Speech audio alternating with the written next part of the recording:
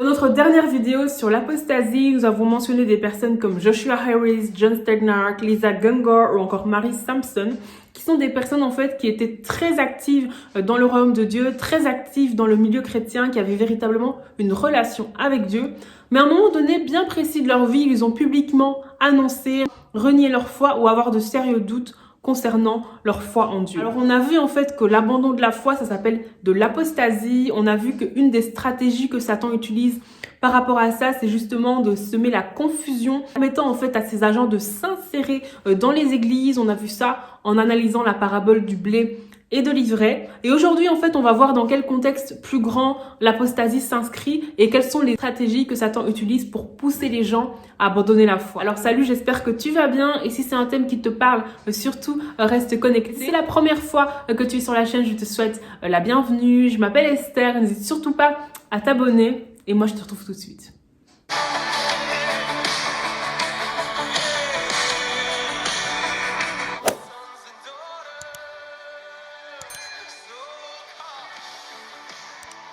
Alors je t'invite à prendre ta Bible dans le livre de Thessaloniciens, plus précisément 2 Thessaloniciens, au verset 1 à 4.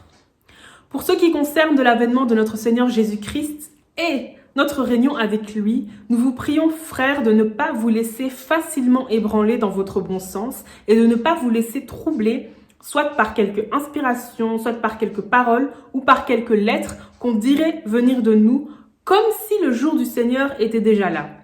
Que personne ne vous séduise d'aucune manière, car il faut que l'apostasie soit arrivée auparavant et qu'on ait vu paraître l'homme du péché, le fils de la perdition, l'adversaire qui s'élève au-dessus de tout ce qu'on appelle Dieu ou de ce qu'on adore, jusqu'à s'asseoir dans le temple de Dieu, se proclamant lui-même Dieu. Alors ici, en fait, la Bible nous parle de plusieurs événements. La Bible nous parle notamment de l'avènement. Alors l'avènement, c'est la deuxième venue de Jésus. C'est le moment où Jésus reviendra sur la terre pour la seconde fois. Alors Jésus est venu sur la terre une première fois, permettre à chaque personne qui le rencontre de pouvoir rentrer dans le royaume de Dieu. Et Jésus reviendra une deuxième fois, en fait, pour libérer Israël de la coalition des nations et établir le règne millénaire. Quand on voit l'avènement de notre Seigneur, ça fait référence à la deuxième venue de Jésus. Ce passage nous parle aussi d'un autre événement qui est notre réunion avec lui. Donc notre réunion avec lui, ça fait référence à l'enlèvement de l'Église, donc ce moment bien précis dans l'histoire de l'humanité, où toutes les personnes qui sont nées de nouveau, qui vivent selon la parole de Dieu et qui marchent selon la direction du Saint-Esprit seront enlevées en un instant de la terre. Et la Bible nous dit en fait qu'avant qu'on ait l'avènement, donc le retour de Jésus, et avant qu'on ait l'enlèvement, la Bible nous dit qu'on doit avoir l'apostasie. Donc l'apostasie, on l'a vu dans la dernière vidéo, c'est le fait que des personnes abandonnent leur foi, des personnes qui étaient nées de nouveau, qui avaient vraiment rencontré Jésus-Christ, qui vivaient des choses avec Dieu. Et ce sont des personnes en fait qui à un moment donné dans leur vie décident d'abandonner la foi. Et ici en fait on voit que l'apostasie se place à un moment bien précis parce que la Bible nous dit que avant qu'on voit l'avènement de notre Seigneur, avant qu'on voit l'enlèvement, on va d'abord voir l'apostasie. Donc, c'est-à-dire qu'il y a un moment bien précis où on va avoir de plus en plus de personnes qui vont abandonner la foi. De plus en plus de personnes qui vont se détourner de leur foi en Jésus-Christ. Et ça, c'est un signe, en fait, pour nous montrer qu'on est en train d'approcher de l'enlèvement et qu'on est en train d'approcher de la deuxième venue de Jésus. Alors comme on l'a vu la dernière fois, l'apostasie, le fait d'abandonner la foi, ce n'est pas du tout quelque chose qui arrive au hasard. Il y a véritablement des stratégies que Satan met en place par rapport à ça. Alors l'une d'elles qu'on a vue la dernière fois, c'était justement le fait qu'il y ait des personnes en fait qui s'introduisent dans les églises, des agents de Satan en fait véritablement, qui sont des faux, donc des faux docteurs, des faux enseignants, des faux pasteurs, des faux évangélistes, des faux prophètes, des faux apôtres qui s'introduisent dans les églises pour justement y créer une confusion. Dans 1 Timothée 4, verset 1, la Bible nous dit « Mais l'Esprit dit expressément que dans les derniers temps, quelques-uns abandonneront la foi pour s'attacher à des esprits séducteurs et à des doctrines de démons, par l'hypocrisie de faux docteurs portant la marque de la flétrissure dans leur propre conscience, prescrivant de ne pas se marier et de s'abstenir d'aliments que Dieu a créés pour qu'ils soient pris avec action de grâce par ceux qui sont fidèles et qui ont connu la vérité. » Car tout ce que Dieu a créé est bon et rien ne doit être rejeté pourvu qu'on le prenne avec action de grâce parce que tout est sanctifié par la parole de Dieu et par la prière. Alors ici, en fait, la Bible nous dit que l'Esprit dit expressément que dans les derniers temps, quelques-uns abandonneront la foi. Donc c'est véritablement ce qu'on a vu. C'est-à-dire que plus on va s'approcher de la fin, plus on va s'approcher de la deuxième venue de Jésus, plus on va s'approcher de l'enlèvement, plus en fait on va voir des personnes abandonner la foi, et c'est ça qui fait référence à l'apostasie. Donc ça c'est vraiment ce qu'on retrouve également dans 2 Thessaloniciens 1,4, où la Bible nous dit qu'il faut que l'apostasie soit arrivée auparavant. Et ce qu'on voit en fait dans le livre de Timothée, c'est que la Bible nous dit clairement que il y a des esprits séducteurs et des doctrines de démons. Donc il y a véritablement une action spirituelle en fait de Satan qui va faire quoi? Qui va envoyer des esprits séducteurs, qui va envoyer des esprits séducteurs qui vont pousser les gens à abandonner la foi, qui vont pousser les gens à renier la foi. Et la Bible nous dit aussi qu'il y a des doctrines de démons. Ça veut dire quoi? C'est-à-dire qu'il y a des personnes en fait qui sont des faux prophètes, des faux apôtres, des faux enseignements, etc., qui vont en fait recevoir des messages qui ne sont pas bibliques et qui vont libérer ces messages au peuple de Dieu. Ça va les pousser à abandonner la foi. Il y a véritablement une action spirituelle en fait des esprits séducteurs. Donc il y a véritablement des esprits en fait qui sont relâchés par Satan pour pousser les gens à abandonner la foi. Et il y a véritablement des enseignements qui sont vraiment inspirés par les démons, que certaines personnes en fait qui servent Satan enseignent, relâchent en fait au sein des églises pour justement pousser les gens à abandonner la foi. On voit aussi dans le livre des Actes un passage assez important. La Bible nous dit: prenez donc garde à vous-même et à tout le troupeau sur lequel le Saint-Esprit vous a établi évêque pour paître l'église du Seigneur qu'il s'est acquise par son propre sang. Je sais qu'il s'introduira parmi vous, après mon départ, des loups cruels qui n'épargneront pas le troupeau, et qu'il s'élèvera au milieu de vous des hommes qui enseigneront des choses pernicieuses pour entraîner les disciples après eux. Veillez donc, vous souvenant que durant 3 années, je n'ai cessé nuit et jour d'exhorter avec larmes chacun de vous. Et en fait, l'apôtre Paul s'adresse aux enfants de Dieu. Ici, l'apôtre Paul s'adresse à la bonne semence, à ceux qui sont des véritables croyants, des véritables enfants de Dieu. Il leur montre en fait une action satanique qui va se faire après son départ. Et qu'est-ce qu'il dit en fait? C'est qu'il y aura d'une part des personnes qui vont s'introduire, qui seront des loups cruels qui ne vont pas épargner le troupeau. Et il y a d'autre part en fait des personnes qui vont s'élever au milieu du peuple de Dieu et qui vont enseigner des choses pernicieuses. Il y a vraiment une action à 2 niveaux. Une action de l'extérieur, ça c'est quand l'apôtre Paul dit des loups cruels qui n'épargneront pas le troupeau. Ça fait référence en fait à la persécution que vont subir les enfants de Dieu, les vrais croyants, les personnes qui sont nées de nouveau.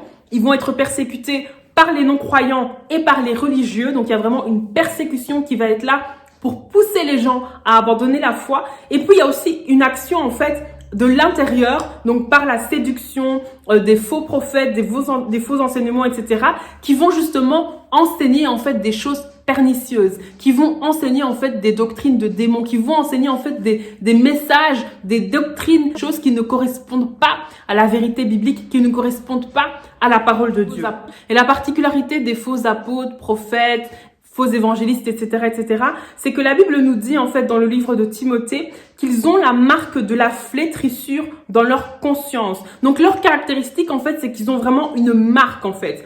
Ils ont une marque dans leur conscience et ils font partie en fait de l'ivraie qui est semée par l'ennemi au milieu des églises dites chrétiennes pour justement pousser les gens à abandonner la foi. Véritablement qu'il y a une infiltration satanique en fait, avec des faux enseignements, des fausses doctrines qui ne viennent pas du tout de Dieu, qui ne sont pas du tout bibliques, agissent avec des esprits séducteurs pour pousser les gens en fait à abandonner la foi. Et il y a aussi une action de l'extérieur avec toute la persécution, avec toutes les attaques en fait que vont recevoir les enfants de Dieu. On l'a vu lors de la première vidéo sur l'apostasie. C'est vraiment important de vraiment être enraciné en Christ. Pourquoi? Parce qu'on le voit très bien que le fait qu'une personne abandonne la foi, c'est pas du tout le fruit du hasard. C'est pas parce que cette personne s'est réveillée un matin et s'est dit qu'elle va abandonner la foi. Il y a véritablement une action spirituelle. C'est véritablement quelque chose de démoniaque.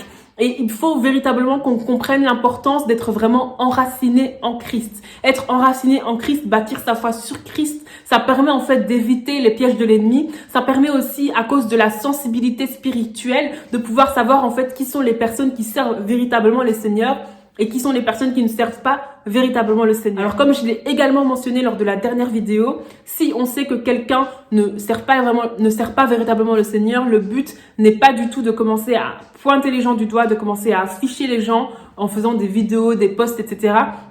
Et si tu regardes ces genres de vidéos, je t'encourage vraiment à ne plus regarder ce genre de vidéos qui n'édifient en aucun cas. Il faut vraiment se tourner vers les enseignements qui prêchent la vérité. Et pour ça, c'est vraiment important de soi-même être ancré dans la parole de Dieu. Parce que si tu es toi-même ancré dans la parole de Dieu, ce sera facile pour toi de savoir quelqu'un qui prêche la vérité ou quelqu'un qui prêche le mensonge. Voilà pourquoi la Bible nous dit dans le livre des Actes que les chrétiens de Bérée observaient chaque fois les Écritures pour voir si ce qu'on leur prêchait était vrai. Ils étudiaient les Écritures et nous sommes vraiment dans des temps où il faut être un chrétien de Bérée. C'est très bien d'écouter des prédications. Moi-même, j'écoute énormément de prédications, mais il faut passer du temps dans la parole de Dieu. Il faut passer du temps dans les Écritures pour soi-même grandir dans la parole, pour soi-même avoir une foi qui est bâtie sur la parole de Dieu. Et pour justement pouvoir discerner, en fait, quand on entend des enseignements, on entend des prédications qui ne sont pas basées sur la parole de Dieu. Dans des temps particuliers, nous sommes en train de voir certaines des choses dont la Bible nous parle. Donc, plus que jamais, je t'encourage vraiment à t'attacher à Christ, à t'attacher à la parole de Dieu, à être embrasé pour Jésus-Christ, à prendre au sérieux le plan de Dieu pour ta vie, à prendre au sérieux ta destinée. Des domaines dans lesquels Dieu t'appelle, des domaines où Dieu attend que tu rentres pour aller y impacter des vies, pour aller y arracher des âmes. Il y a des personnes en fait qui attendent que tu leur prêches l'évangile, que tu leur parles de Jésus-Christ pour que ces personnes passent des ténèbres à la lumière. Et dans les temps dans lesquels nous sommes, je t'encourage, mon frère, ma sœur, à prendre au sérieux ton salut, à prendre au sérieux ta relation avec Dieu et à t'accrocher à Christ plus que jamais. Accroche-toi à Christ, accroche-toi à la parole de Dieu. Jésus-Christ est le chemin, la vérité et la vie. C'est le meilleur choix qu'une personne puisse faire. Donc accroche-toi à lui de toutes tes forces et sois vraiment un instrument que Dieu va utiliser puissamment pour que des vies soient transformées. Hello, je suis en train de faire le montage et j'ai oublié de mentionner que demain, le vendredi 15 janvier, à partir de 20h30 heure belge, nous aurons un live sur YouTube. Ce sera le premier live de l'année 2021. Je t'encourage à y participer. On va partager sur le thème « À tes résolutions répondra le succès » et on prendra un temps dans la prière. Donc véritablement, sois présent, ne manque pas ce moment. En tout cas, je te remercie vraiment d'avoir suivi cette vidéo jusqu'au bout. J'espère vraiment qu'elle t'a plu, qu'elle t'a béni, qu'elle t'a fait du bien. Si c'est le cas, n'hésite surtout pas à la partager autour de toi. On se retrouve jeudi prochain pour continuer cet enseignement donc sur la fin des temps et on se retrouve bien entendu lundi pour notre Monday Talk. Et encore merci d'avoir suivi cette vidéo jusqu'au bout et à très vite pour une prochaine vidéo. Bye.